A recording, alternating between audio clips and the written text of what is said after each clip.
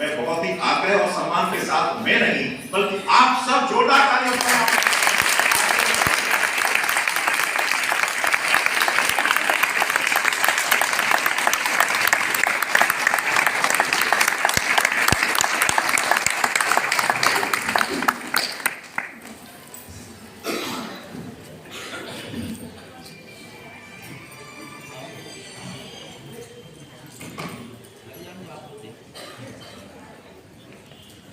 आज वो अवसर आ गया जब हमें सेवा से जाना है।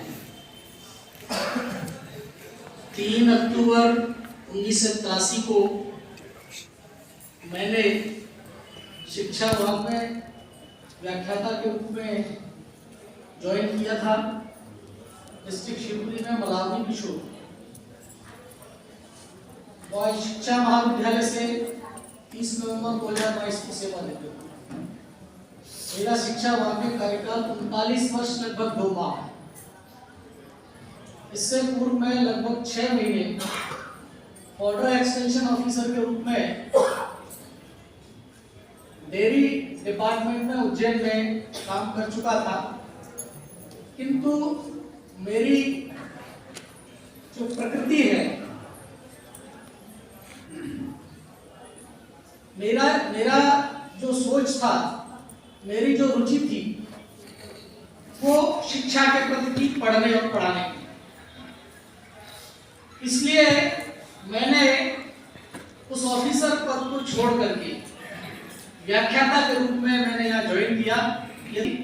इस बात से बेहद नाराज हुए थे क्योंकि वो शिक्षा विभाग में प्रधानाध्यापक पद पर कार्य कर रहे थे। खैर, पढ़ना पढ़ाना जीवन का अंग है और विशेष रूप से मैं बता दूं कि शिक्षक वही है जो पढ़ता है और जो पढ़ता है वही अच्छा पढ़ाता है।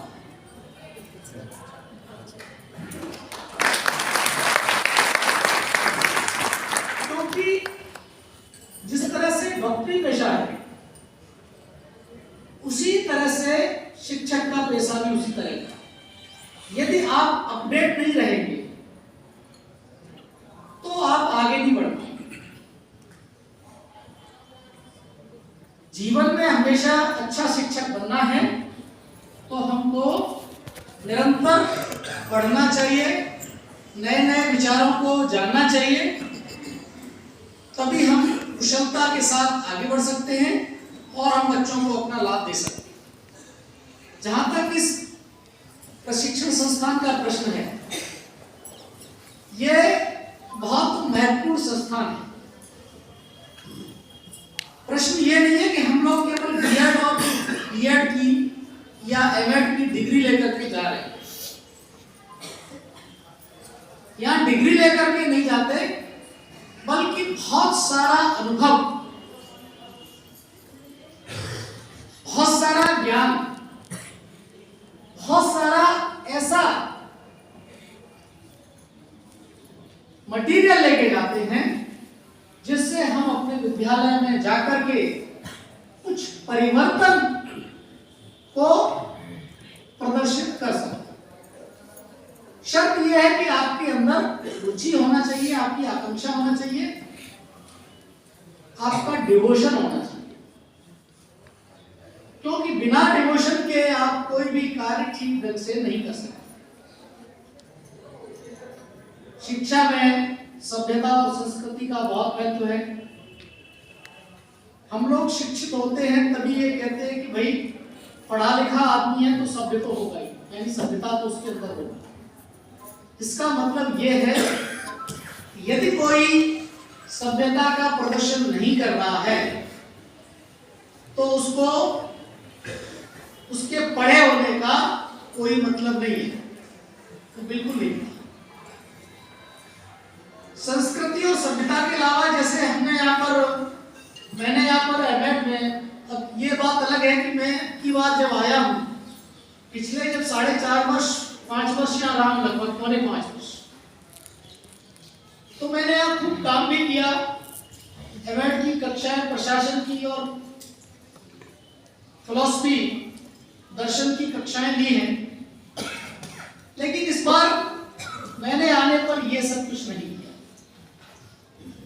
उसका कारण कुछ भी हो, लेकिन इसका अर्थ यह नहीं है कि मैं आपको कुछ देना नहीं चाहता। हम लोगों ने दर्शन पढ़ा है, तो मैंने जो दर्शन पढ़ा है, जैसे प्रकृतिवाद, प्रयोजनवाद, यथार्थवाद, आदर्शवाद, ये बहुत सारे दर्शन पढ़े।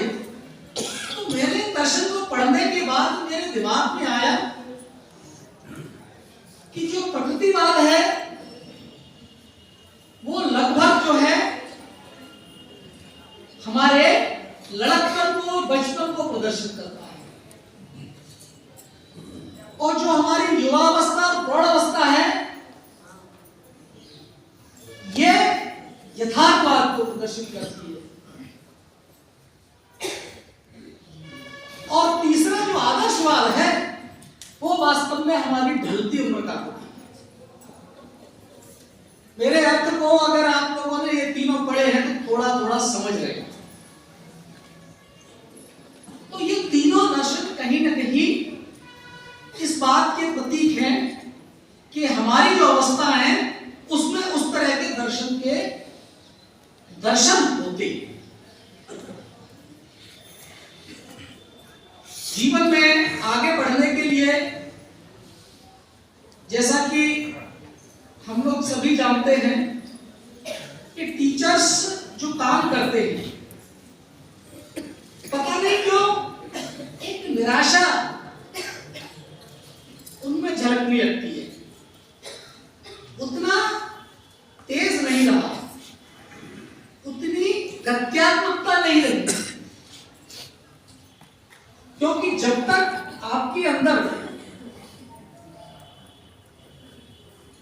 डिवोशन नहीं आएगा, गत्यात्मकता नहीं आएगी, बच्चों के प्रति प्रेम नहीं रहेगा, हमको जब तक ये नहीं मालूम पड़े।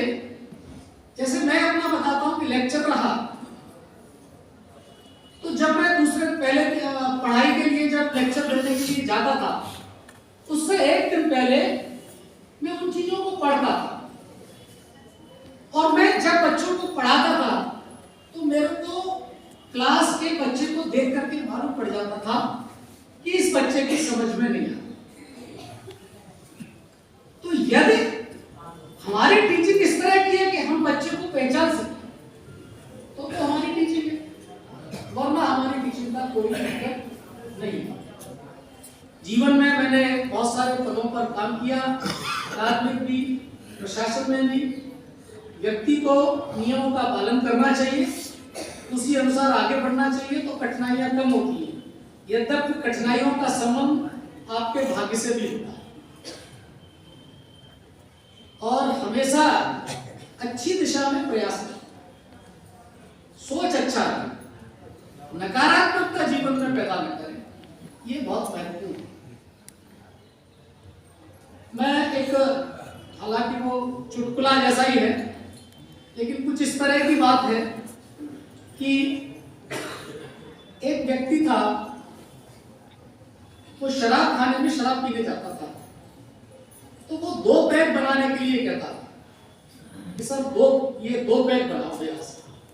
तो मेरा कहता था कि भाई ये 1 पैक तो ये आपके लिए, आपको दूसरा किसके लिए था? बोले मेरा एक मित्र था जो ऊपर चला गया, ये उसके लिए, ये उसकी याद में मैं पीता। तो ऐसा बहुत समय तक करता है। एक दिन वो आया और उसने बेरा से कहा कि 1 पैक बना। बेरा को समझ में नहीं आया कि जो 2 पैक बनवाने वाला व्यक्ति है 1 पैक क्यों बनता है। तो बोला साहब 1 पैक क्यों? वो बोला कि भाई मैंने शराब से तौबा की।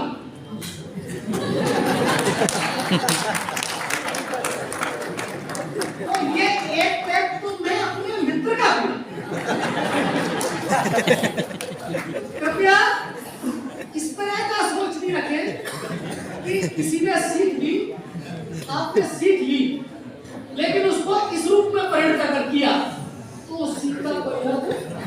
तो कृपया, मैं इस समय अधिक हो गया है, अधिक नहीं कहना चाहता हूँ, और मैं आप लोगों के अच्छे भविष्य की कामना करता हूँ। मैं अभी यहीं पर हूँ, और किसी भी तरह की कोई आवश्यकता, कोई मार्गदर्शन हो तो मैं आप सभी लोगों के लिए सदैव उपलब्ध रहूंगा। और अंत में मैं 4 लाइनें कहकर के अपना स्थान ग्रहण करूंगा। कभी ऐसा नहीं लगता, कभी वैसा नहीं लगता, कभी ऐसा नहीं लगता, कभी वैसा नहीं लगता, गरज की कोई भी पूरी तरह पूरा नहीं लगता। किसी के लब पे गाली है, न गुस्सा है निगाहों में, किसी के लब पे गाली है, न गुस्सा है निगाहों में। ये कैसा शहर है, इसमें कोई जिंदा नहीं लगता।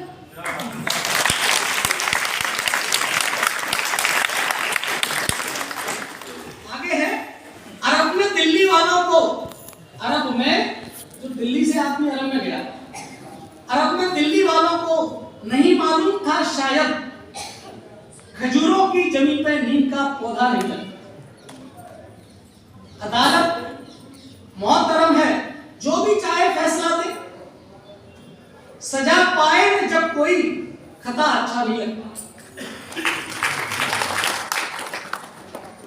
न छतरी है परिंदों की, अब मैं थोड़ा सा आ रहा हूं, न छतरी है परिंदों की, न कमरा है किताबों का, न छतरी है परिंदों की, न कमरा है किताबों का, इमारत साथ ये नक्शा मेरे घर का नहीं। क्या बात है।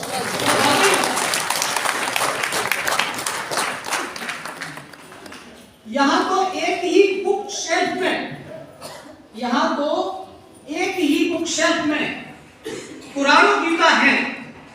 ये खित्ता मेरे अपने देश का हिस्सा नहीं है। लास्ट है, मदारी की सदाओं की कशिश होने लगी शायद। अब कहां है मदारी? मदारी की सदाओं की कशिश होने लगी शायद, पुराने शब्दों में अब नया मजमा नहीं लगता। धन्यवाद।